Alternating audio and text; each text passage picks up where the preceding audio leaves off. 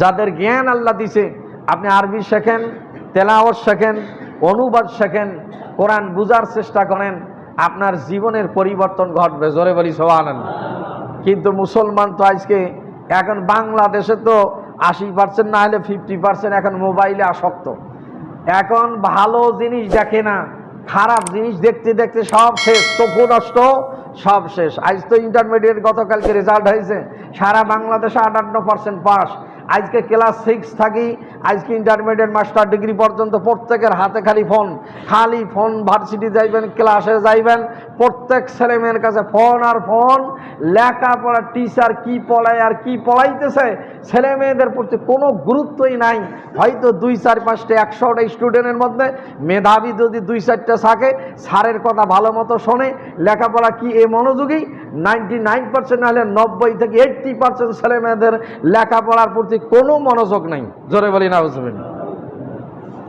সম্মানিত হাজিরিন, এ ফল বিপর্যয় খালি সরকার করছে তা নয়, আমাদের লেখাপড়ার মান শেষ। দেশ থেকে লেখাপড়ার মান বিদায় নিতেছে। এখন দেখা যাচ্ছে যারা একটু নৈতিকতা আছে, বাড়িতে আছে, শাসন আছে, হয়তো বা এক সময় তো সরকার ফোন দিছে হাতে, ক্লাস 9-এর মেয়েদেরকে দেওয়া ল্যাপটপ দেওয়া হলো, 3 জন টাকা করে সরকার হাতে ফোন দিয়ে, করোনাকালীন ফোন ছাড়া আর লেখাপড়া হয় না, ফোন হাতে দিয়ে জাতি তো ধ্বংস হয়ে যাচ্ছে। এখন যদি ওখানে অসংখ্য ভালো জিনিস আছে, এ ভালো জিনিসের প্রতি আসক্ত নাই, সেখানে কোরআন শিখতে পারবেন। কোরআন না বুঝলে আপনি অর্থ বোঝার সুবিধা আছে, বিভিন্ন অ্যাপস আছে, কোরআনের তরজমা আছে, তেলাওয়াত আছে, গোটা বিশ্ব আজকে হাতের মুঠোয়। ভালো জিনিস না দেখে অনৈতিক দেখতে দেখতে আমাদের কারো জীবন বরবাদ। কেউ কেসিনোতে এরকম আসক্ত, কেসিনোতে মোবাইলে কেউ ফকরি হাল হয়ে যাচ্ছে, জমি জমা বিছিয়ে সব শেষ, আপনি লোভে পড়িয়ে সব ধ্বংস হয়ে যাচ্ছেন। এই চিন্তা ফিকিরও আপনি কোনোদিনও করছেন না। জোরে বলি নাউজুবিল্লাহ। সম্মানিত হাজিরিন, বিজ্ঞানের চরম উন্নতি কিন্তু হয়েছে, সামনে আসতেছে। আবার বৈজ্ঞানিক আইনস্টাইন যে থিওরি দিয়েছেন, এটা তো সাউন্ড স্তরিত হচ্ছে, মানুষকে চিন্তা একটা বানায় ফেলছেন।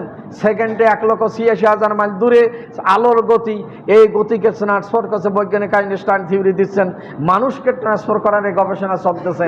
হয়তো বা কোনো একদিন আপনি ভাবতেই পারেনি এখানে কথা বলে আমেরিকায় শুনতে পাবে, এখানে কথা বলে আপনি বাড়িতে কি রান্না করতেছে তা আপনি পরামর্শ দিবেন। এর আজ থেকে 30 বছর আগে বাংলাদেশের মানুষ কল্পনাও করে নাই, কিন্তু দেখা যাচ্ছে এটা এখন বাস্তব। এখন মানুষ ট্রান্সফার হবে, এটাও অবাস্তব নয়, কোনো একদিন এটাও হইতেও পারে। কি সুবহানাল্লাহ বলেন। এ বিজ্ঞানের চরম উন্নতি। সম্মানিত হাজিরিন, এই জন্য কোরআন পড়তে হবে। কোরআনের জ্ঞান যদি থাকে, নৈতিকতার জ্ঞান থাকে, ইসলামের জ্ঞান থাকে, সে পথভ্রষ্ট হওয়ার সম্ভাবনা থাকে না। এই জন্য নিজেরা কোরআন স্টাডি করুন, ছেলে মেয়েদেরকে কোরআন শেখান, কোরআন বুঝার চেষ্টা করেন।